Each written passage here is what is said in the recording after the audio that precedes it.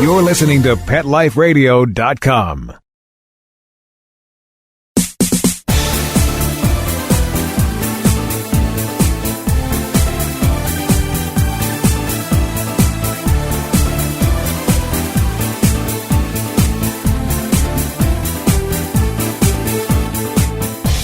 Welcome to Bark and Swagger on Pet Life Radio. I'm your host, Jody Miller-Young. Did you know that senior dogs are one of the most at-risk populations in shelters? These settled, sweet animals in the second half of their lives are often abandoned by their owners for various reasons, ending up at shelters where over 4 million animals are euthanized each year. There's a book just out that could help change that, highlighting a series of wonderful stories about senior rescues and the lives they've changed.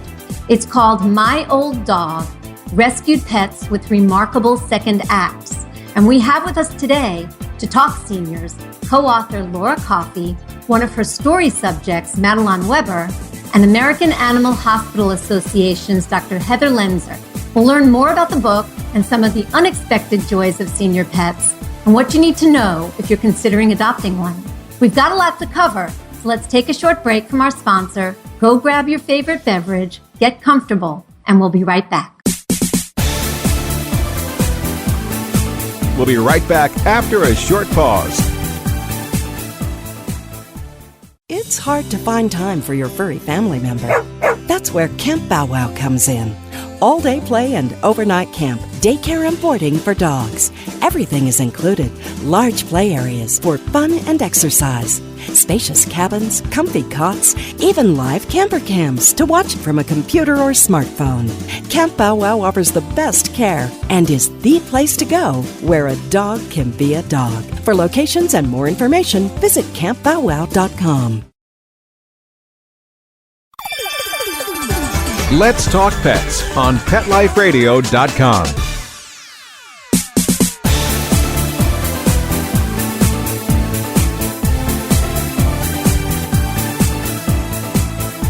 Welcome back. If you're just joining us, you're listening to Bark and Swagger on Pet Life Radio. I'm Jody Miller-Young, your host. Adopting senior pets. Should we? Shouldn't we? Will our time with them be too short and painful for us? Will there be a lot of problems? Or will we be inviting into our lives a sweet, grateful, loving, and settled pet, happy to sit by our sides and love us no matter what?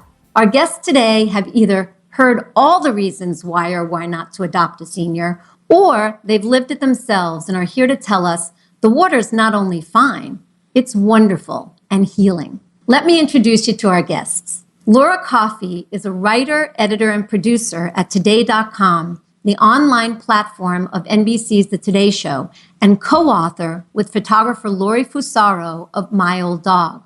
Madeline Weber is one of Laura's story subjects in the book, and Dr. Heather Lenzer is the veterinary advisor, profession and public affairs of the American Animal Hospital Association. Welcome, ladies. Hi. Hi. Hello. Hello, everybody. Hi. We've got a lot of people on. So we have a lot to talk about. Senior pets languishing in shelters present a crisis of conscience today, really. Like their human counterparts, we often don't afford seniors in our society the reverence or the respect that they've earned from years of experience they've accumulated and the perspective that gives them. And in the case of dogs, the years of loving service they've given to us. That's why I was so drawn to your book, Laura. These are rich stories that capture the grace within the dogs and the humans they rescued. This book has received so many accolades from people like animal advocate and NBC News correspondent Jill Rappaport, from celebrity trainer Victoria Stilwell, from American Humane Association President Dr. Robin Ganzert, and more. But I'd like to begin the show by reading the quote from Jennifer Katchnick, president of the Gray Muzzle Organization, the preeminent advocate for senior dogs in this country, because to me, it captures what this book is about. Jennifer says, old dogs have so much to teach us about patience, respect, responsibility, loyalty, and unconditional love. I could not put this book down, and I don't think anyone could read it and not be moved to go out and help an older dog. Very powerful words. Laura, let's start with you. What inspired the writing of this book? Well, this book project began because of a story I wrote for Today.com back in 2013. I actually wrote a feature story about the wonderful photographer you mentioned, Laura Fusaro. She's incredibly talented. She lives in Los Angeles, and she had started a very special senior dog photography project that I spotted online. Lori had been volunteering and dedicating her time on the weekends to visit some very overcrowded Los Angeles County shelters. And she would go there on the weekends and donate her time to take very high quality photographs of the dogs there and cats to try to increase their chances of getting adopted and finding homes. And in the process of going week after week, she kept noticing that the older dogs were very rarely making it out of the shelter. It was really weighing on her. Finally, one day she couldn't take it. She wound up taking a senior dog home. She named the dog Sunny. The dog had been named Shady in the shelter, but she gave the dog a more optimistic name, Sunny. I love that. I love that. Yeah. And she took home this 16-year-old dog who really wasn't doing well. She thought that the dog might live just a few weeks at max. The dog clearly had some health issues. But once Sunny made it out of the shelter, she thrived. She just blossomed. And she lived with Lori and Lori's husband, Daryl, for almost 3 years. Lived to be almost 19 years old. And so it just really affected Lori so profoundly that she tried to do a really special senior dog photography project to show just how much older animals still have to offer and how wonderful they are. And I spotted that project online, and I did a feature story on her. We ran a photo gallery of some of Lori's amazing photographs, and it just went crazy. It went viral. It got shared, and ultimately led to the opportunity for us to team up and do the book together. Fantastic. It just goes to show that when people are presented with the moving information really about seniors and, that have really no more options, but are taken in and the joy they bring, that they respond. They definitely respond. One of those people is Nico Case. The foreword in your book is by Grammy Award-winning singer-songwriter Nico Case. Why did you choose Nico? Nico Case is a wonderful human being all the way around, but her whole life, she's really loved animals. She's an ambassador for Best Friends Animal Society, which has a very strong no-kill philosophy, as a leader in the no-kill movement. And because of her love of senior dogs specifically, we approached her. Lori is now the staff photographer at Best Friends Animal Society. So through Best Friends, we were able to approach Nico Case and ask her if she'd be interested in this. And she jumped at the opportunity and provided this incredibly moving forward where she opens up about how much dogs helped her through her, pretty difficult childhood, and how animals have always been there for her. And they provide this unconditional love, and you can count on them to be there for you no matter what. They never say the wrong thing. They're always there. They make coming home kind of a celebration. So we were so grateful to her for providing that forward. It's really pretty powerful. It is very powerful. I loved it. One of the stories in the book, filled with also very powerful stories, focuses on the important aspect of how seniors can help seniors in so many ways. For Madeline Weber, a 75-year-old who'd unexpectedly lost Ron, her husband of 43 years, followed by her longtime canine companion, Charlie, life looked pretty grim. After spiraling into a depression, it took a plucky little Shih Tzu named Maddie to turn things around. Madeline, you weren't sure you wanted to open your heart to another dog, and Maddie wasn't the first senior rescue you chose at the time. Tell us how you came to visit Muttville Senior Rescue and what happened when you did. Well, my daughter was getting very concerned. I live alone in California, and my children live out of the state. And my daughter came home, and she saw how I had changed. I had withdrawn. I wasn't showing much energy. And she had heard from friends, take your mom to Muttville. And I liked the name. I mean, it sounded really good. But I didn't know if that's what I wanted. And so we went to Muttville, and I kind of wanted a Shih Tzu because they aren't too big and they don't shed a lot. And I had heard about these dogs. So anyhow, I saw a little dog there named Max. And he came over and he sat on my daughter's feet. And I think we're supposed to take this dog. So I took him home. He was 10 or in that neighborhood. And blind, right? He was blind as well. And he couldn't see well. But that dog was so elated to be in my house. It gave me great joy. He would go in the yard and roll in the grass. Like, this is heaven. Kind of like his comforter outside.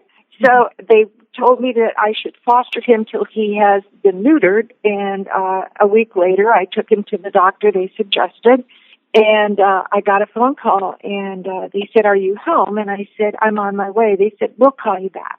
I got home, and they said, "Max passed away." I absolutely was devastated. I mean, I enjoyed this little being so much, and my life was beginning to turn a corner. And I thought, I guess I'm just not meant to have a dog.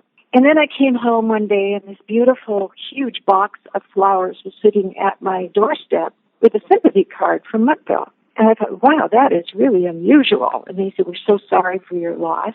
And then a follow-up phone call came, and they said, "We don't know what you think about this, but we want to give you the opportunity. A dog is coming up from Fresno, and a little Shih Tzu. Would you like to come and see her before we put her up for adoption?" And I said, "Oh, let me think about it." So I called a friend, and I said, "Mary Helen, I don't want to do anything dumb.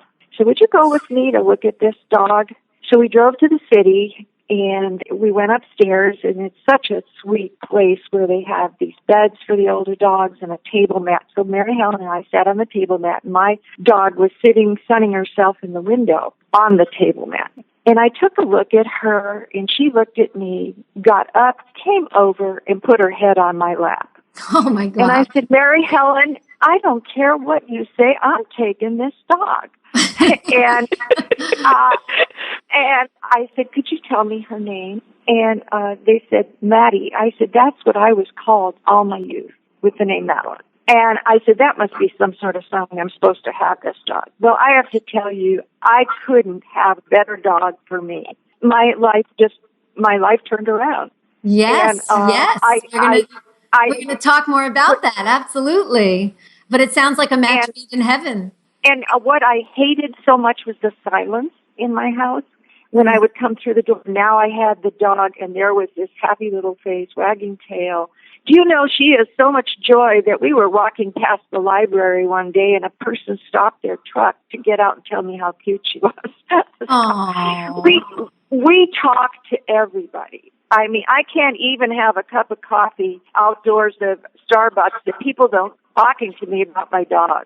So my life was changed. Absolutely. I mean, this is what we're talking about. We're talking about how senior pets can add a richness. And for you, Madeline, at times a purpose to one's life. And in all these cases that Laura highlights, such love. Dr. Heather, tell us about what you've seen in the field, pros and cons, and how adopting seniors has impacted the lives of both the dogs and those who share their lives. It's absolutely magical to see the bond that is created with senior dogs and the people that rescue them. And in Madeline's case, where we have two seniors finding themselves, it's probably my favorite interaction in an exam room, because everyone is just so grateful for the other. I really enjoy getting these dogs in tip-top condition. Myself and a lot of other great veterinarians will follow the American Animal Hospital Association's senior care guidelines, and ask your veterinarian if they follow those, because they really leave no stone unturned when it comes to not only reversing what's happened to these dogs if they've been in a situation of neglect, but once they're in tip-top shape, just maintaining that for as long as possible. We talked about the dog that had lived from 16 to 19 after she was rescued, and I'm sure that was due to a lot of love and some veterinary care. Doesn't need to necessarily be super expensive, but having a good relationship with a veterinarian is absolutely key. Absolutely agreed. The love is such a powerful factor, and that combined with, the good care of a vet, good diet, everything else. Yeah, some of these dogs can live a much longer time than one would think, as in Lori's case too, Laura. Let's hold that thought. We're going to take a short break from our sponsors. So don't go away, because George Clooney, the Nordstroms, and more are next. So refresh that beverage, get cozy, and we'll be right back. Sit. Stay. We'll be right back, right after we kibble a little with our sponsors.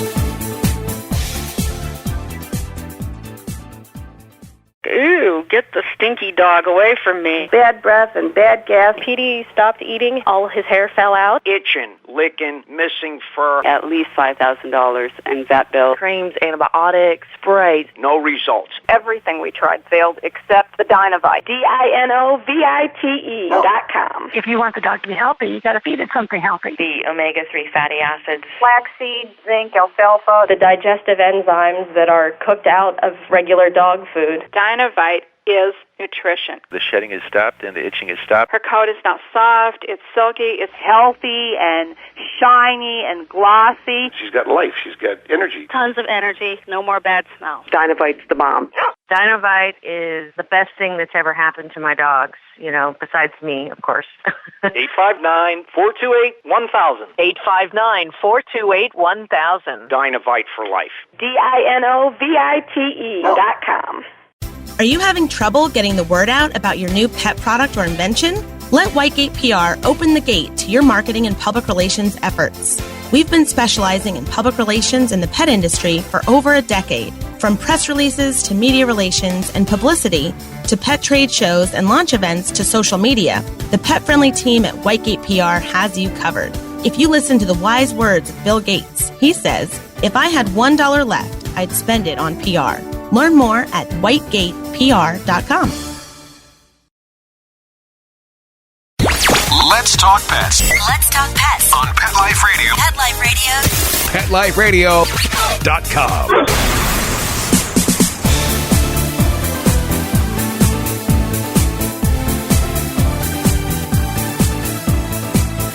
Welcome back. You're listening to Bark and Swagger with Jody Miller-Young on Pet Life Radio. Laura, you shared an observation from rescuers in the book that I loved. You said, rescuers say the most grateful canines are older dogs from loud, disorienting shelters who receive get-out-of-jail cards. Often, within 15 minutes of starting new lives in loving homes with soft beds, they fall asleep in that most vulnerable of dog positions, on their backs, bellies exposed, paws flopped contentedly in the air. That paints such a powerful picture. I mean, I get teary just reading that.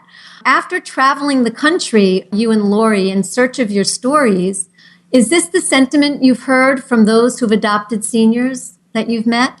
It absolutely is. People who take in an older animal who had run out of options consistently say it's the best thing they ever did. They never, ever regret it. And it's such a meaningful form of adoption. It changes people's lives because they can see what an incredible difference they made in the life of this little creature who needed them. And it makes them so happy to know that they made such an important difference. And so it really is such a special thing. And it becomes, almost a little bit addicting. You just want to jump ahead to the best part and take in a dog maybe over the age of 6 or 7. I know here Dr. Heather can speak to this, but, veterinarians will consider a dog to be a senior dog at about age 6 for a larger breed or about age 7 for a smaller breed dog, and that's true for physiological reasons. But of course, anyone who's had a dog knows that, a dog at that age may have years and years of adventure ahead, and they're also much calmer at that point. They're really focused on you. They're just so happy and content to be with you. and puppies are fabulous too, and they're fun and adorable and cute. It's just that they have so much energy. It's kind of like having a baby. Yes. They need so much help and so much work and so much training. And Yes. so for a lot of people with busy lifestyles, a slightly older animal can make a lot of sense. It could be a really great fit. I mean, I see it in my house. We have 4 dogs, and the oldest, Albie, is a senior rescue. And while the other 3 are running around like lunatics, he's chill, hanging out, watching them all go nuts, knowing he doesn't need to do that. He's happy just having me pet him and being by my side. And it is so, so true. And it's when you have other dogs that are so active, it's kind of a relief to have a dog that doesn't need to do all that, right? You have 2 seniors too. I do, and they're sleeping right next to me. One of them is snoring slightly. That might come through on the radio interview. Right. But they're so happy and content, and they're with me all the time. Yes. Jody, could I interject something Please. That goes along? My dog, Maddie, I was watching the gardener's truck to be sure it was gone before I let her out in the backyard to do her business. And so I saw the truck was gone, let her out, and I'm waiting, and she's not coming back. And then this horror came over me. I wonder if he left the gate open. And I go there, the gate is open, but she's sitting right at the front door waiting for me. Oh. She didn't run away, anything. She is so grateful to be at my house that she was saying, when are you going to come get me? She's So not I thought going it was, anywhere. yeah, So she true. said, I want to be here. I'm not roaming the streets ever again.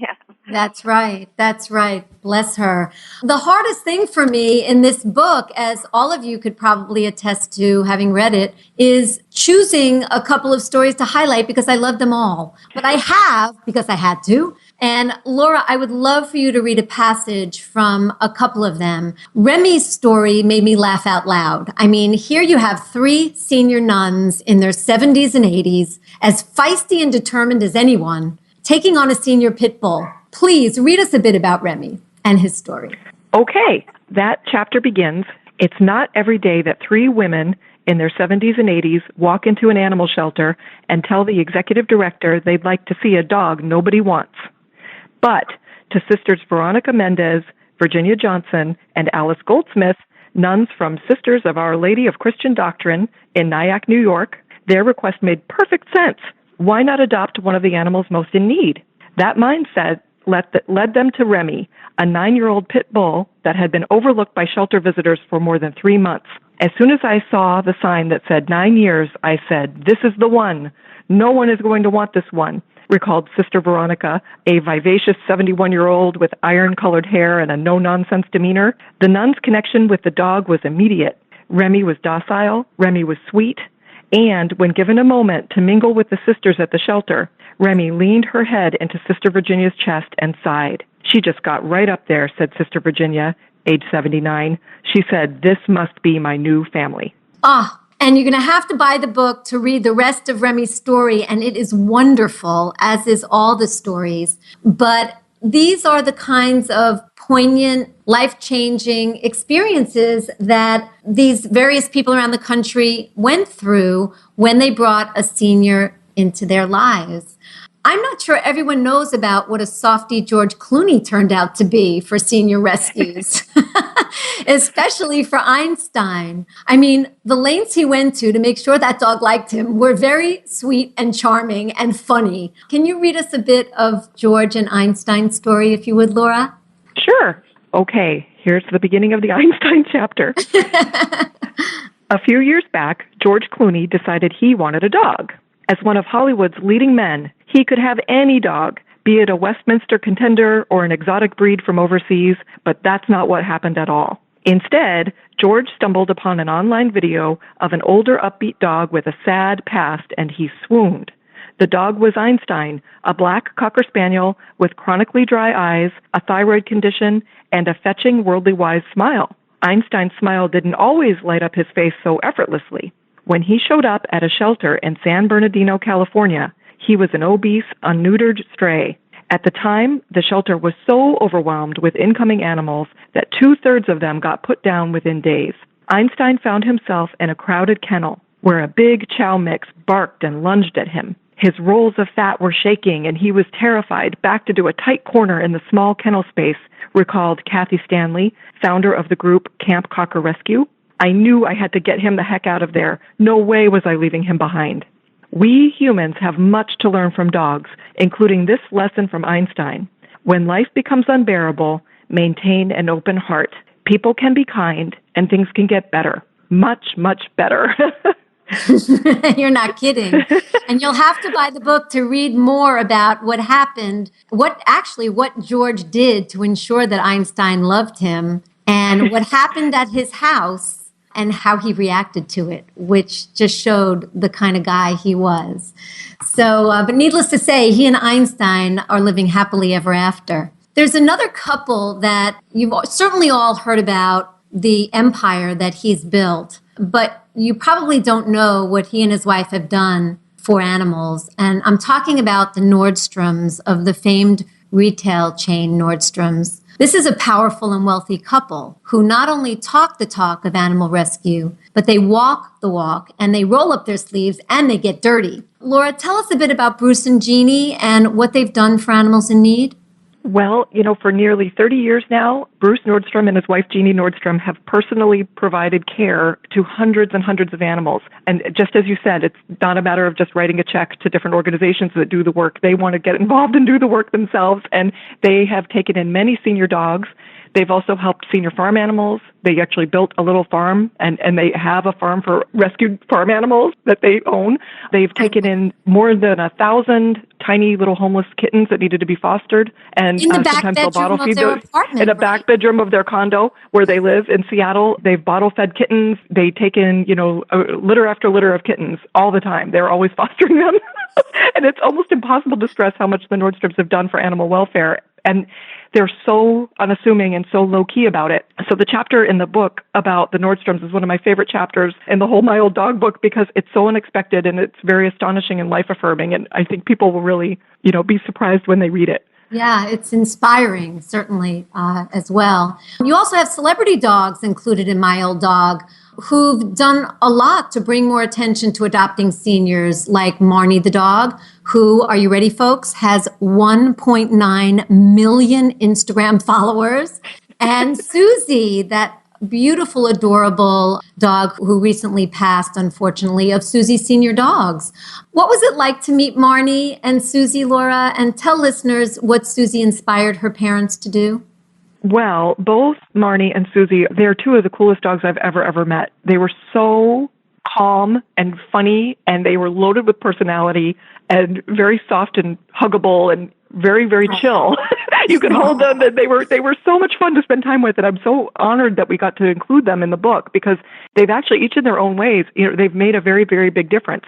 In Marnie's case, as a true internet celebrity, it's hard to believe that this little dog used to be in a shelter, languishing in a shelter. Nobody wanted her, and her shelter nickname used to be Stinky. And it's just remarkable to me that this, young woman, Shirley Braha, decided to adopt Marnie and take her in. It was her very first dog. There was something about Marnie. She just felt that she needed to go get this dog, and she traveled quite a distance to get her from a shelter in Connecticut, and she did it. And together they've had so many adventures and have met so many people and have really carried an important message about how much an older shelter animal can still have to offer. For crying out loud, look at how much Marnie's done. Exactly. And how much fun she's had. And meanwhile, Susie belongs to Brandon Stanton, who is the creator of Humans of New York. Humans of New York is a very, very well-known, blog and book page and book, multiple books now, and it's had a huge impact with quite a following. But a few years back, back in 2011 or so, Brandon Stanton was walking around New York doing his photography work that he does, talking to people and taking their photographs, and he saw Susie sitting on a stoop. He thought she was just the coolest dog he'd ever seen. She's a tiny little funny-looking dog. She had a really wispy mohawk, and he took a photo of her. Even though his blog was called Humans of New York, he included her in one of his posts and said that this is the coolest dog I've ever seen. And one thing led to another. A few days later, he was in that neighborhood again, and somebody approached him and said, "Hey, I saw you photographing my dog, and I can't keep my dog anymore. It seemed like you really liked her. Would you like to take her?" And so he did. And she was thought to be, about 11 at the time, if I'm not mistaken. And anyway, he took in this little older dog, and it changed his life. He was sleeping on a friend's couch at the time, wasn't he? Yeah, he was young. He was, maybe in his mid-20s, couch surfing, didn't even have a permanent place, but there was something about Susie, and just kind of like there was something about Marnie. They just felt drawn to these dogs. And so he did it. He took her in, and she was so laid back, he could take her around in a bag with him in different places. And he had this friend, and his girlfriend, now fiance, Erin O'Sullivan, just couldn't believe how much happiness this dog brought into both of their lives. And it got her thinking, why are people so down on senior dogs? Why do people overlook them? This is crazy. So she decided to start a Facebook page called Susie Senior Dogs, and that page has taken off. I mean, it didn't start until 2014. It hasn't really been around that long, but in the time that it has been around, I mean, right now, I believe that it's closing in on 600,000 followers. And what Susie Senior Dogs does on Facebook is connects homeless shelter dogs, many of whom have been languishing a very long time in shelters. And it puts out a post about these dogs and it gets them adopted. And sometimes the dog will find a home many states away, but that dog will find a home because of the advocacy and the promotion that it's getting through this Facebook page. It's just this network of getting these dogs homes. And so it's helped hundreds of dogs find homes now. And it all started because of the inspiration of little teeny Susie with her little wispy mohawk. Yeah. She is a cutie pie. You'll be able to see pictures of these dogs and their humans on the Bark and Swagger page of Pet Life Radio. And anyone interested in adopting a senior, definitely check out Susie Senior Dog's Facebook page. Madeline, life is so much different now for you. Tell listeners how it's changed and what are the kinds of things you're doing now that without Maddie, you might never have done. Well, when I finally got back my personality, I guess you could say, because I was so alone and not interacting socially, I began to move out socially again. And I started taking bridge lessons, line dancing. Wow. I go to a trainer once a week. I'm involved in different classes.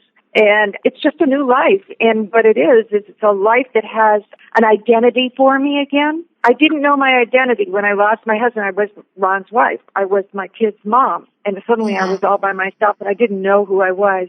But I got this little dog, and they organize you. Like, she wants her walk, and then it's time to eat. And then we go everywhere together. We go to Half Moon Bay, which is near the ocean. We walk the streets.